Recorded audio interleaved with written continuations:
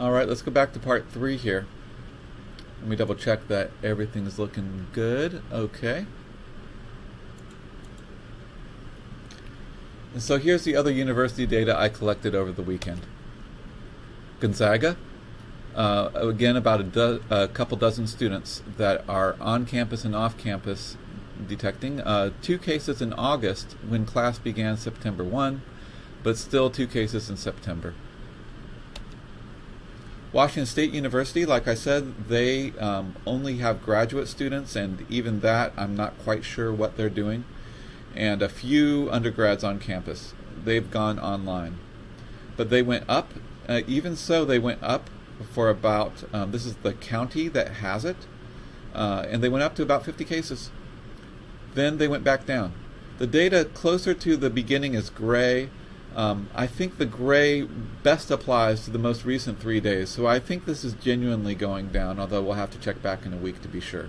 I've been watching this level of data in this state for a long time, so I'm pretty confident of the up to the last week of data.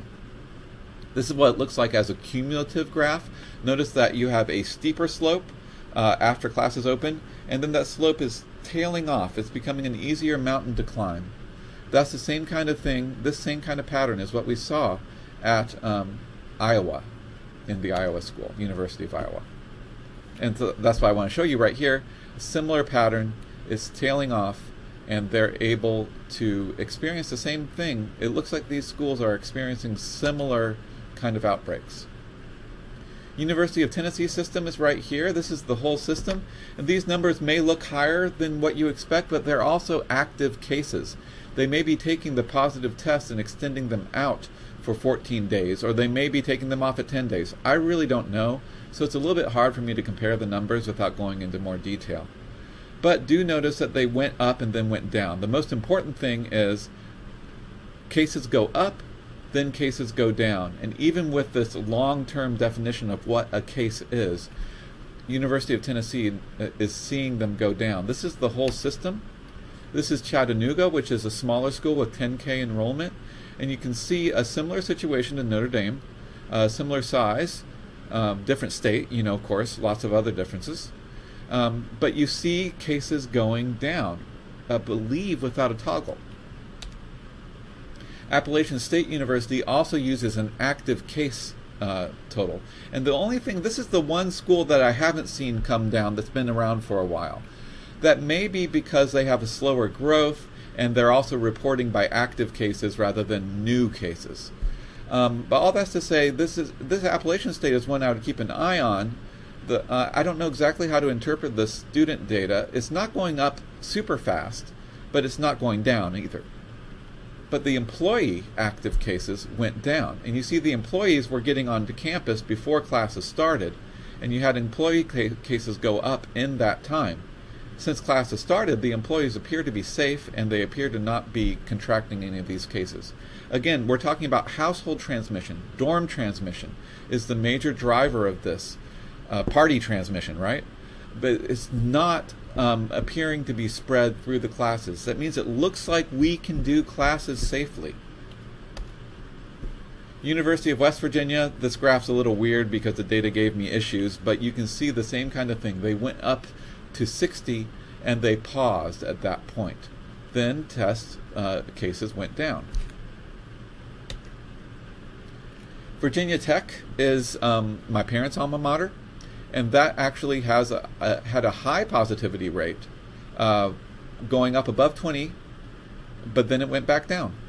Same pattern as the others. And again, I'm not aware of any kind of lockdown shelter-in-place order that was imposed on the Tech campus. University of Virginia, their rival, has this pattern.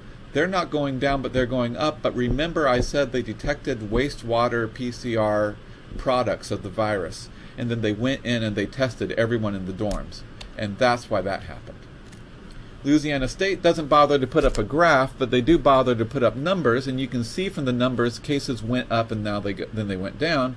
And I can look at the county data, and I can see that Louisiana remember, Louisiana is one of the few states that genuinely have 2 waves of infection, and the second wave came back down. School reopening on the heels of that second wave did not appear to cause major spikes. It caused a little bump on the county level.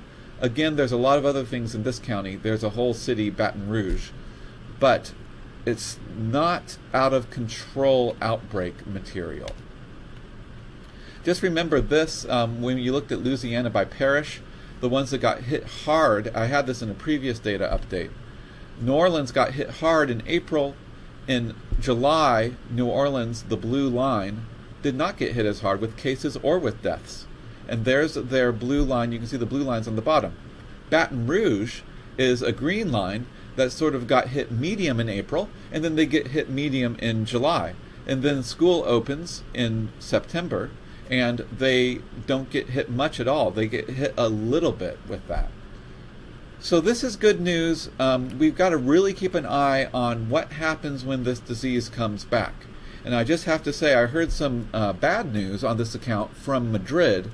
It appears that hospitals are full there again. So we've got to take all this data worldwide, put it together, and say, how does this disease come back? Why are hospitals filling up in Madrid when they didn't fill up in New Orleans when it came back to New Orleans? You can see it right here. Here's the deaths curve, and the good news for this is that the second peak had fewer deaths in general and much fewer deaths in New Orleans, where it was hit hard in April. Okay, so I just want to emphasize those things again. Let me know questions. Let me know comments and things like that. We'll all look at the data together, and I very well could have missed something. This is not reported in any kind of easy-to-read way. But that's why I got my students to help me understand it. And together, when we get things wrong, let's point it out. But we're going to get some things wrong. But it doesn't look like in general that it's getting things terribly wrong to say, let's open the universities. At least so far, it looks like we are managing, and the cases have gone up, but they've gone back down again. I'll continue to keep an eye on it. So see you in a couple weeks for another data update, and hopefully it'll be good news.